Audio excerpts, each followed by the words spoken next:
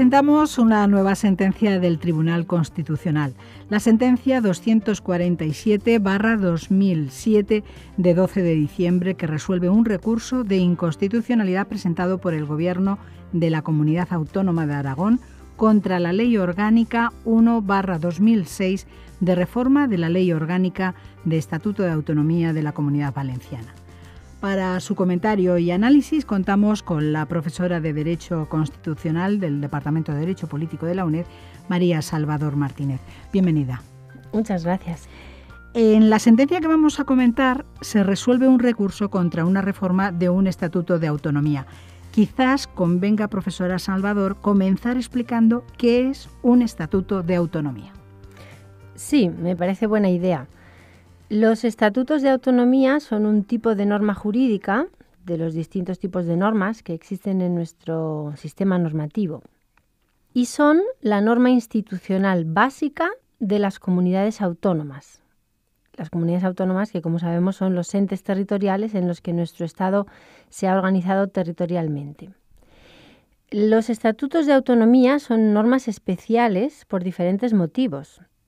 En primer lugar, el Estatuto de Autonomía es la norma a través de la cual se crearon las comunidades autónomas, de modo que el proceso de elaboración y aprobación del Estatuto de Autonomía fue, al mismo tiempo, el proceso de acceso a la autonomía de los territorios que así lo decidieron. Tenemos que recordar que en 1978, cuando se aprueba la Constitución, no existían las comunidades autónomas. Sí existía voluntad clara en algunos territorios, fundamentalmente en Cataluña y en el País Vasco, de tener un régimen de autonomía política. El hecho de que esa voluntad de autonomía no existiese en todo el territorio español, unido a otros factores, hizo que los constituyentes que elaboraron la Constitución en el 78 decidiesen que la mejor manera de definir el modo de organización territorial del país era reconocer un derecho de autonomía, que se reconoce en el artículo 2, y permitir que los territorios que así lo deseasen accediesen a dicha autonomía a través de los procedimientos y con los requisitos y límites que establecía para ello la propia Constitución.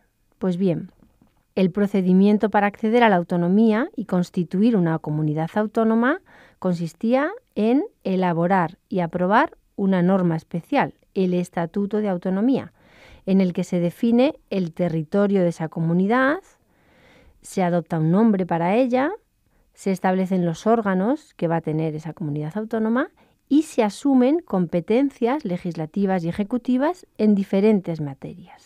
Esta característica ciertamente hace de los estatutos de autonomía normas especiales, pero habíamos dicho que los estatutos de autonomía son normas especiales por varios motivos, ¿verdad?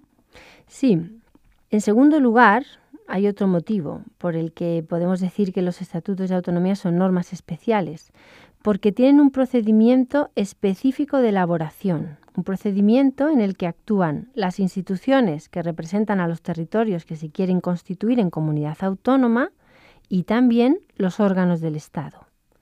Y después de ese proceso de elaboración, finalmente, el texto que han acordado, el texto del estatuto, se debe aprobar en las Cortes Generales, que es el Parlamento Central, y se debe aprobar a través de una ley orgánica. La ley orgánica es un tipo de ley que exige para su aprobación mayoría absoluta, frente a las leyes ordinarias que se aprueban por mayoría simple. Y esa aprobación por mayoría absoluta debe realizarse en una votación final sobre el conjunto del texto. Las leyes orgánicas están reservadas a materias determinadas para las que se considera que es necesario un acuerdo o un consenso amplio entre la mayoría de los partidos políticos. Por eso se exige mayoría absoluta para su aprobación. Por lo tanto, los estatutos de autonomía son leyes especiales, porque formalmente son leyes orgánicas. Se publican en el BOE como ley orgánica de aprobación del Estatuto de Autonomía, Pero no son como las demás leyes orgánicas, tienen un régimen especial dentro del conjunto de las leyes orgánicas. La ley orgánica que aprueba un Estatuto de Autonomía no se puede modificar a través de una ley orgánica normal, sino solo a través de un procedimiento que también es específico, en el que nuevamente participan instituciones autonómicas, órganos centrales y que nuevamente concluye con la aprobación final mediante ley orgánica. Toda esa explicación sobre la especificidad del Estatuto de Autonomía como ley orgánica, pero que no es una ley orgánica normal, nos lleva a la tercera característica que hace también especiales a estas normas, a los estatutos de autonomía. Y es que una vez que se han aprobado, los estatutos de autonomía se convierten en la norma fundamental de las comunidades autónomas, en la norma suprema, digamos, del ordenamiento autonómico. Es decir, del conjunto de normas que van a aprobar las instituciones autonómicas en ejercicio de su autonomía y de las competencias que hayan asumido y que serán aplicables en el territorio de esa comunidad. Visto ya lo que son los estatutos de autonomía, volvamos a la sentencia que queremos comentar. Se trata de un recurso contra una ley orgánica de reforma de la ley orgánica que aprueba el Estatuto de la Comunidad Valenciana. Sí, así es. Y ahora ya sabemos que el Estatuto de Autonomía de la Comunidad Valenciana se aprobó en su momento a través de una ley orgánica, se convirtió con ello en la norma institucional básica de esa comunidad y en 2006 se aprobó por ley orgánica una modificación de ese Estatuto de Autonomía. Y esa ley orgánica de reforma es la que fue objeto de recurso de inconstitucionalidad. Esa reforma, la reforma de 2006 del Estatuto de la Comunidad Valenciana, fue una reforma de gran relevancia, porque fue la primera de varias reformas estatutarias que se llevaron a cabo entre los años 2006 y 2011 y que suponían una modificación importante de los correspondientes estatutos de autonomía. Hasta ese momento se habían modificado muchos estatutos de autonomía, pero estas reformas, las que se producen entre los años 2006 y 2011, tuvieron un componente cualitativo distinto a reformas anteriores. De hecho, el Estatuto Valenciano fue reformado en 2006. Pero en el resto de los casos de reformas de aquellos años, en Cataluña, Andalucía, Baleares, Aragón, Castilla-León y Extremadura, el estatuto fue sustituido por uno nuevo. La reforma afectó a todo el estatuto anterior. Todas estas reformas tenían por objeto actualizar y ampliar el contenido de los estatutos de autonomía. Así pues, se crearon nuevos órganos, se ampliaron las competencias, se incorporaron catálogos de derechos, se incorporó una referencia a la integración europea y también se resolvieron o se trataron de resolver algunos problemas técnico-jurídicos relativos a la distribución de competencias. Por su amplio contenido, todas estas reformas fueron problemáticas, tanto desde el punto de vista jurídico como político. Y de ahí que contra algunas de ellas se presentaran recursos de inconstitucionalidad, como este que vamos a comentar hoy. La más conflictiva, sin embargo, como todos recordarán, fue la reforma del Estatuto de Cataluña, que se planteó en términos muy ambiciosos y que fue objeto de una sentencia del Tribunal Constitucional que finalmente declaró inconstitucionales muchos de sus artículos. Y en el caso concreto de la reforma del Estatuto Valenciano, ¿qué se recurrió? ¿Qué aspectos de la reforma se consideraban inconstitucionales? En este caso, el Gobierno de Aragón presentó un recurso de inconstitucionalidad solo contra un artículo, contra el artículo 20 de la Ley Orgánica 1/2006, que reforma la Ley Orgánica del Estatuto de Autonomía de la Comunidad Valenciana. Y ese artículo 20 que se recurre, lo que hace es dar una nueva redacción al artículo 17 del Estatuto de la Comunidad Valenciana, que queda redactado en los siguientes términos. El texto del nuevo artículo 17 es: se garantiza el derecho de los valencianos y valencianas a disponer del abastecimiento suficiente de agua de calidad.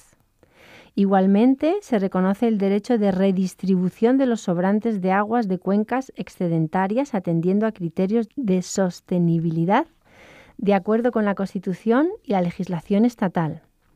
Los ciudadanos y ciudadanas valencianos tienen derecho a gozar de una cantidad de agua de calidad suficiente y segura para atender a sus necesidades de consumo humano y para poder desarrollar sus actividades económicas y sociales de acuerdo con la ley. Es, por tanto, un artículo que reconoce a los ciudadanos y ciudadanas de la Comunidad Valenciana un derecho al agua con el contenido que se señala en el mismo artículo. Derecho a disponer del abastecimiento suficiente de agua, derecho de redistribución de los sobrantes y derecho a gozar de una cantidad de agua de calidad suficiente y segura. Habría que recordar aquí que la introducción de este artículo y de este derecho hay que enmarcarla en la que se llamó y aún se llama Guerra del Agua, que ha enfrentado y sigue enfrentando a la Comunidad de Aragón con otras comunidades autónomas y con algunos gobiernos centrales, porque Aragón desde hace un tiempo se opone a determinados trasvases de agua desde el Ebro hacia otras comunidades autónomas y a otro tipo de iniciativas relativas a la distribución del agua del Ebro. Por eso, cuando se reconoció el derecho al agua en el Estatuto de Valencia, otras comunidades autónomas, entre ellas Aragón, interpretaron que el reconocimiento del derecho era una amenaza, porque entendían que la garantía de ese derecho podía generar obligaciones para ellas, especialmente para Aragón, o hipotecar la disponibilidad del agua del Ebro por parte de otras regiones. ¿Y exactamente por qué cree el Gobierno de Aragón que ese artículo es inconstitucional? Según el Gobierno de la Comunidad Autónoma de Aragón, el artículo recurrido es inconstitucional por distintos motivos. En primer lugar, porque vulnera el artículo 147 de la Constitución. El 147 de la Constitución establece textualmente que los estatutos de autonomía deberán contener 1. La denominación de la comunidad que mejor corresponda a su identidad histórica. 2. La delimitación de su territorio. 3. La denominación, organización y sede de las instituciones autónomas propias. 4. Las competencias asumidas dentro del marco establecido en la Constitución y las bases para el traspaso de los servicios correspondientes a las mismas. Recordemos, como hemos dicho antes, que los estatutos de autonomía son las normas a través de las cuales se constituyeron en su momento las comunidades autónomas. Por eso, la Constitución estableció en este artículo 147 que los estatutos de autonomía debían tener este contenido: territorio, denominación, órganos, competencias, porque es el contenido imprescindible para crear una comunidad autónoma. Pues bien, el Gobierno de Aragón considera que el artículo 20 impugnado, que introduce un derecho al agua, es contrario a la Constitución porque el reconocimiento de un derecho excede del contenido que la Constitución en el 147 permite a los estatutos de autonomía. Además de este, que es el argumento principal, el Gobierno de Aragón alega que el artículo recurrido también es contrario a otras normas constitucionales, por ejemplo, las que establecen que el régimen de los derechos y libertades de los españoles debe ser común, los artículos que establecen los principios de igualdad y unidad, así como algunas otras normas de distribución de competencias sobre el agua, recursos hidrográficos, etc. ¿Cómo resolvió el Tribunal Constitucional el recurso? ¿Los argumentos de los recurrentes parecen sólidos? Sí, los argumentos parecen sólidos. La lectura del 147 de la Constitución parece clara. Y por eso, tanto la reforma del Estatuto Valenciano como el recurso que presentó el Gobierno de Aragón generaron un intenso debate político y jurídico. Porque, además, siguiendo el modelo de la reforma del Estatuto Valenciano, otras comunidades autónomas reformaron sus estatutos posteriormente, antes las hemos mencionado, e incluyeron también catálogos de derechos y otros contenidos que no prevé el artículo 147 de la Constitución. Y hasta que se dictó la sentencia que estamos comentando, y también después, se publicaron numerosos trabajos de expertos en la materia defendiendo, unos, la posibilidad de que los estatutos reconocieran derechos y otros contenidos, y otros, la imposibilidad de hacerlo. Así pues, el Tribunal Constitucional tuvo que enfrentarse a un problema que no se había planteado antes y cuya solución no parecía sencilla. Sí, así fue. La solución no era tan sencilla. Por eso el Tribunal Constitucional inicia su argumentación en la sentencia, que es una sentencia bastante larga, haciendo un análisis de algunas cuestiones que él considera previas para poder resolver el recurso. El Tribunal Constitucional analiza los principios estructurales contenidos en la Constitución sobre la organización territorial del Estado. Analiza la posición y función de los estatutos de autonomía en el sistema de fuentes. Analiza el sistema de delimitación de competencias entre el Estado y las comunidades autónomas. Analiza cuál es el contenido constitucionalmente lícito de los estatutos de autonomía y, por último, la posibilidad de que los estatutos regulen derechos de los ciudadanos. Solo con enumerar todos estos elementos que analiza el Tribunal Constitucional ya nos damos cuenta de la enorme relevancia de esta sentencia, que recoge y actualiza la interpretación del Tribunal sobre cada una de estas cuestiones. Aquí, sin embargo, no vamos a resumir el análisis que hace el Tribunal de todos estos puntos, sino solo a señalar la argumentación que a nosotros nos interesa y que le lleva al fallo de la sentencia. Pues muy bien, vamos a ello. ¿Cómo argumenta el Tribunal Constitucional para tomar una decisión sobre si cabe que el Estatuto de Autonomía de la Comunidad Valenciana reconozca un derecho al agua? El primer paso del razonamiento es determinar si los estatutos de autonomía pueden tener otro contenido distinto del estrictamente enumerado en el artículo 147. Recordemos, territorio, nombre, órganos y competencias.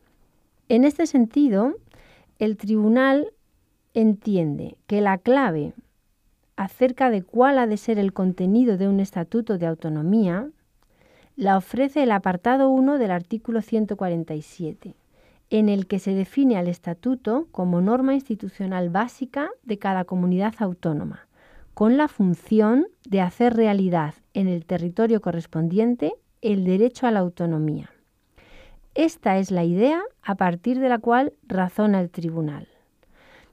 Es decir, el tribunal no se sujeta a una interpretación literal y estricta de la enumeración del 147, sino que se eleva y empieza a razonar a partir de esta idea, de la idea de que el Estatuto de Autonomía es la norma institucional básica y que debe cumplir una función constitucional, hacer realidad en el territorio de la comunidad autónoma el derecho a la autonomía. A partir de aquí, el tribunal añade dos observaciones. La primera: hay otros preceptos en la Constitución que también prevén que los estatutos de autonomía regulen determinados aspectos. Es decir, que el contenido de los estatutos de autonomía no es solo el que señala el 147.2. Por ejemplo, en otras normas de la Constitución se dice, un ejemplo, que el procedimiento de reforma del estatuto se tendrá que regular en el propio Estatuto de Autonomía. Y esa es una materia que no está en la enumeración del 147. Bien, la segunda observación. Explica el tribunal que en otras sentencias anteriores ha admitido que los estatutos de autonomía regulasen, por ejemplo, el síndic de Greuges, que es una figura similar al defensor del pueblo, o consejos consultivos, que no son órganos constitucionalmente previstos para las comunidades autónomas.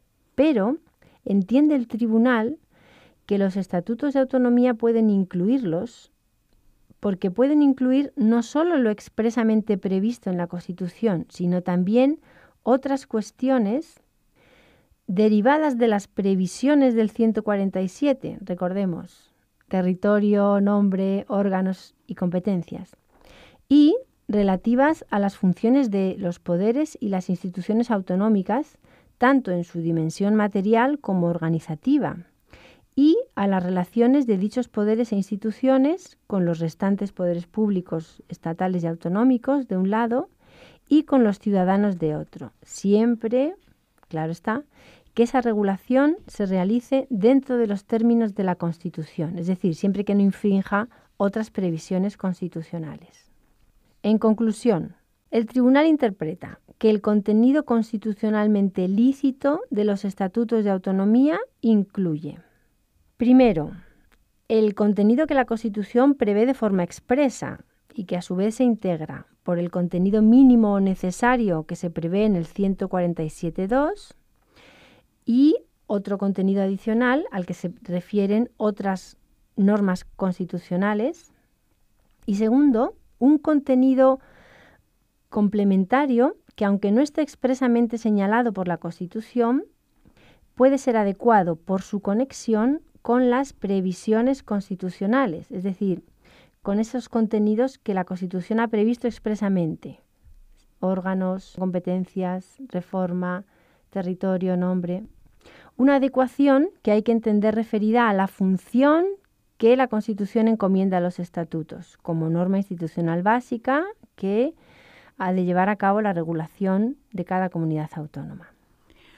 Una vez determinado que el contenido de los estatutos de autonomía puede ir más allá de lo expresamente previsto en el artículo 147 de la Constitución, siempre que ese nuevo contenido tenga conexión con el previsto en el citado artículo 147, queda por resolver si en los estatutos pueden incorporarse catálogos de derechos. Sí, esa es la siguiente cuestión. El tribunal continúa su argumentación y razona que el artículo 147 habilita a los estatutos de autonomía para atribuir competencias a las comunidades autónomas. Y de ahí deduce que el Estatuto de Autonomía, al atribuir las competencias que han de ejercer los poderes políticos o los poderes públicos autonómicos, también puede imponerles criterios o directrices para el ejercicio de esas competencias. Y esto puede hacerlo o bien directamente, definiendo criterios y directrices, o bien de manera indirecta a través de declaraciones de derechos, como se hace también en la Constitución, en el apartado que está dedicado a los principios rectores de la política económica y social. Recordemos que en ese apartado lo que hay no son derechos fundamentales, sino que son mandatos a los poderes públicos, aunque algunos de ellos están redactados como si se tratase del reconocimiento de un derecho. Recordemos el derecho a la vivienda o el derecho a la salud. En todo caso, el Tribunal Constitucional considera que se pueden introducir este tipo de mandatos o directrices a los poderes públicos autonómicos, incluso redactados en forma de reconocimiento de derechos, pero es imprescindible que esos mandatos estén conectados con una materia atribuida como competencia por el Estatuto. Así pues, concluye el Tribunal que un Estatuto de Autonomía puede contener derechos, pero también señala el Tribunal que estos derechos se proyectan solo frente a los poderes públicos de la correspondiente comunidad autónoma, sin que los poderes del Estado, y mucho menos los de otras comunidades autónomas, queden vinculados a su realización efectiva. El hecho de que tales derechos sean privativos de los ciudadanos que residen en una concreta comunidad no es contradictorio con los principios de unidad y solidaridad, sino que deriva directamente del principio de autonomía. Este, precisamente, implica que las comunidades autónomas, en el ejercicio de sus competencias, pueden desarrollar políticas propias, tener sus propias leyes y, en consecuencia, conceder a sus residentes derechos distintos a los que tienen quienes viven en otras comunidades autónomas. Establecida esta interpretación, profesora Salvador, es de suponer que a continuación el tribunal la aplicó al caso concreto del derecho al agua introducido en el Estatuto Valenciano. ¿Cuál fue el fallo del tribunal? Efectivamente, ese es el siguiente y el último paso que dio el tribunal, aplicar esa interpretación que había realizado con carácter general al caso concreto del derecho al agua en el Estatuto Valenciano. El análisis del tribunal es el siguiente. Primero, dijo, no estamos ante un derecho fundamental. No se corresponde con ninguno de los derechos fundamentales reconocidos en la Constitución, de modo que hay que entenderlo como un mandato o principio dirigido a los poderes públicos valencianos, ¿no? De acuerdo con lo que él había explicado antes. 2.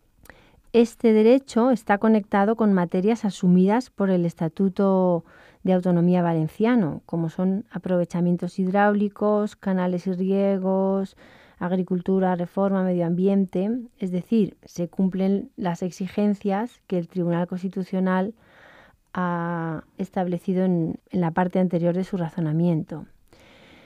De acuerdo con ello, el derecho al agua cabe interpretarlo como de contenido complementario del artículo 143 de la Constitución, en el que se establece que los estatutos de autonomía contendrán las competencias que asume la comunidad y los mandatos o directrices, según acaba de explicar el Tribunal Constitucional, que se quieran establecer para los poderes públicos autonómicos. Y por último, el Tribunal razona que el reconocimiento de este derecho tampoco vulnera los principios de igualdad y solidaridad ni otras normas sobre distribución de competencias. Y en definitiva, concluye que el artículo 20 de la Ley Orgánica que reforma el Estatuto Valenciano para incorporar un derecho al agua es conforme con la Constitución, entendido en la manera en la que el Tribunal Constitucional lo ha interpretado. Terminamos aquí este espacio de jurisprudencia constitucional para no juristas, agradeciendo a la profesora Salvador estos minutos que nos ha dedicado para comentar y explicar la sentencia del Tribunal Constitucional 247/2007 de 12 de diciembre ante el recurso de inconstitucionalidad presentado por el Gobierno de Aragón contra el artículo 20 de la Ley Orgánica 1/2006 que reforma el Estatuto de Autonomía de la Comunidad Valenciana. Muchísimas gracias. Hasta pronto.